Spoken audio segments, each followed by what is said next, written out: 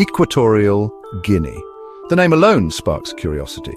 This small nation, nestled on the west coast of Central Africa, is a place of captivating contrasts. It is a land where the humid rainforests of the mainland meet the volcanic slopes of islands, a place where Spanish echoes through the streets, alongside vibrant Bantu dialects. Equatorial Guinea is an anomaly, a unique blend of African heritage and colonial influence, grappling with a past as diverse as its landscape.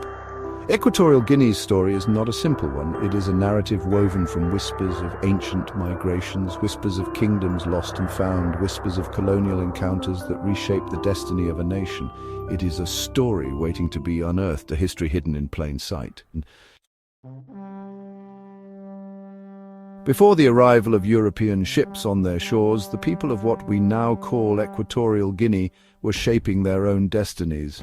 Bantu migrations, those great movements of people across the African continent, brought with them the ancestors of today's Fang, Bubi and Ndawe people. They established settlements, forged communities, and cultivated their own unique cultures in the forests and along the coasts. Little is definitively known about this pre-colonial era, a testament to the power of oral history traditions that kept knowledge safe, but also made it susceptible to the winds of time. Yet archaeological whispers hint at a rich past. Ancient tools, pottery shards, and oral histories passed down through generations speak of a time before colonial borders, a time when Equatorial Guinea's story was written by its own people. The year 1472 marked a turning point.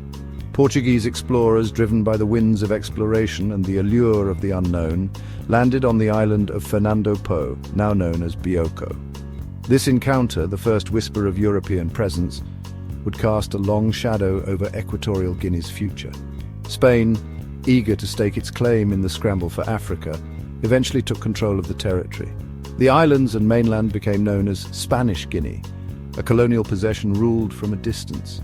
The impacts were profound. The Spanish language took root, leaving an indelible mark on the cultural landscape. Catholicism spread, intertwining with existing belief systems.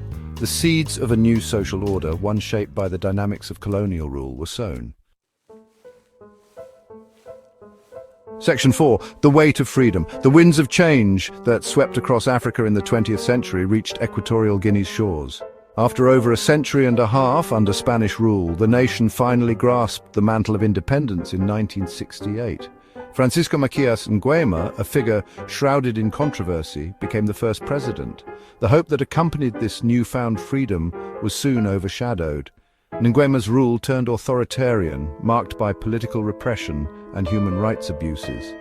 The nation, still finding its footing after centuries of colonial rule, grappled with the challenges of self-governance under a regime that stifled dissent and sowed fear.